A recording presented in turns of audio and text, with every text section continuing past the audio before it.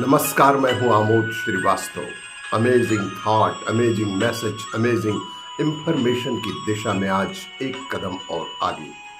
आज के इस जानकारी का विषय है शनिदेव और पिप्लाद।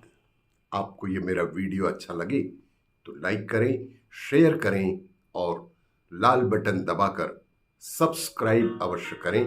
साथ ही बेल आइकन दबाना बिल्कुल ना भूलें। आज के इस चिंतन का विषय शनिदेव और पिप्लाद की कथा।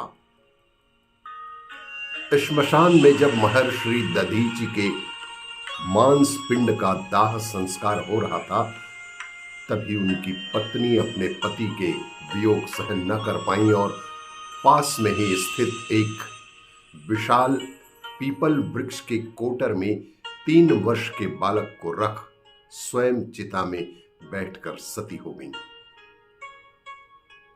इस प्रकार महर्षि दधीचि और उनकी पत्नी का बलिदान हो गया, किंतु पीपल के कोटर में रखा बालक भूख प्यास से तड़प तड़प कर चिल्लाने लगा। जब कोई वस्तु नहीं मिली, न कोई व्यक्ति मिला, तो कोटर में गिरे पीपल के गोंद खाकर बड़ा होने लगा। कालांतर में पीपल के पत्तों और फलों को ही खाकर बालक का जीवन एन केन प्रकारेण सुरक्षित रहा। एक दिन देवर्षि नारद वहां से गुजरे। नारद ने पीपल के कोटर में एक बालक को देखकर आश्चर्यचकित रह गए और उन्होंने उसका परिचय पूछा। नारद जी ने कहा कि बालक तुम कौन हो? तभी बालक ने कहा, यही तो मैं भी जानना चाहता हूं कि मैं कौन हूं। नारद जी पूछे, तुम्हारे जनक कौन है? तुम्हारे माता पिता कौन है? बालक ने फिर कहा कि यही तो मैं जानना चाहता हूं।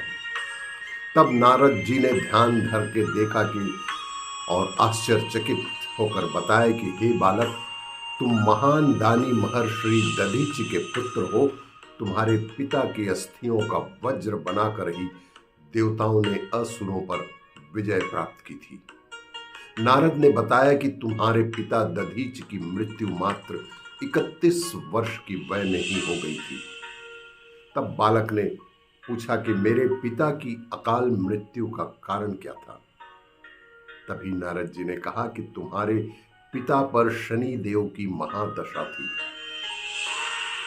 फिर बालक ने पूछा कि मेरे ऊपर आई विपत्ति का कारण क्या था? फिर नारद जी ने कहा कि शनि देव की महादशा। इतना बताकर देवर्षि नारद ने पीपल के पत्तों और गोंदों को खाकर जीने वाले उस बालक का नाम पिप्लाद रखा और उसे पूर्ण रूप से दीक्षित भी किया। नारद जी के जाने के बाद बालक पिप्लाद ने नारद के बताए अनुसार ब्रह्मा जी की घोर तपस्या कर उन्हें प्रसन्न ही कर लिया। जब ब्रह्मा जी ने बालक पिप्लाद से वर मांगने को कहा, तो पिप्लाद ने अपनी दृष्टि मात्र से किसी भी वस्तु को जला डालने की शक्ति मांगी। ब्रह्मा जी से वर मिलने पर सर्वप्रथम पिप्लाद ने शनि देव का आह्वान कर अपने सम्मुख प्रस्तुत किया और सामने पाकर आंखें खोलकर भस्म करना शुरू कर दिया। शनिदेव सशरीर जलने लगे। ब्रह्मांड में कोलाहल मच गया। सूर्य पुत्र शनि की रक्षा में सारे देव ही विफल हो गए। यहां तक कि सूर्य भी अपनी आंखों के सामने अपने पुत्र को जलता हुआ देखकर ब्रह्मा जी से बचाने हेतु विनय करने लगे। अंततः ब्रह्मा जी ने स्वयं पिप्लाद के सम्मुख उपस्थित होकर और शनि देव को छोड़ने की बात कही, किंतु पिप्लाद तैयार ही नहीं हुए।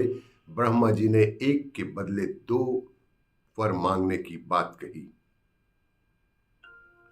तब पिप्लाद ने खुश होकर निम्नवत 2 वरदान मांगे। पहला, जन्म से 5 वर्ष तक किसी भी बालक की कुंडली में शनि का स्थान नहीं होगा, जिससे कोई बालक मेरे जैसा अनाथ ना हो जाए। मुझ अनाथ को शरण पीपल वृक्ष ने दी है, अतः जो भी व्यक्ति सूर्योदय के पूर्व पीपल वृक्ष पर जल चढ़ाएगा, उस पर शनि की महादशा का असर नहीं ही होगा। और ब्रह्मा जी ने तथास्तु कहकर वरदान दिया। तब पिप्लाद ने जलते हुए शनि को अपने ब्रह्म दंड से उसके पैरों पर आघात करके उन्हें मुक्त कर दिया, जिससे शनि देव के पैर क्षतिग्रस्त हो गए और वे पहले जैसी तेजी से चलने लायक भी नहीं रह गए। अतः तभी से शनि शनैः चरति यह शनैश्चरः, अर्थात जो धीरे चलता है वही शनैश्चर है और वही शनैश्चर कहलाए। और शनि आग में जलने के कारण काली काया वाले अंग भंग रूप में हो गए। संप्रति शनि की काली मूर्ति और पीपल वृक्ष की पूजा का प्रावधान शुरू हुआ। आपको ये मेरा वीडियो अच्छा लगे तो लाइक करें, शेयर करें और सब्सक्राइब अवश्य करें। धन्यवाद।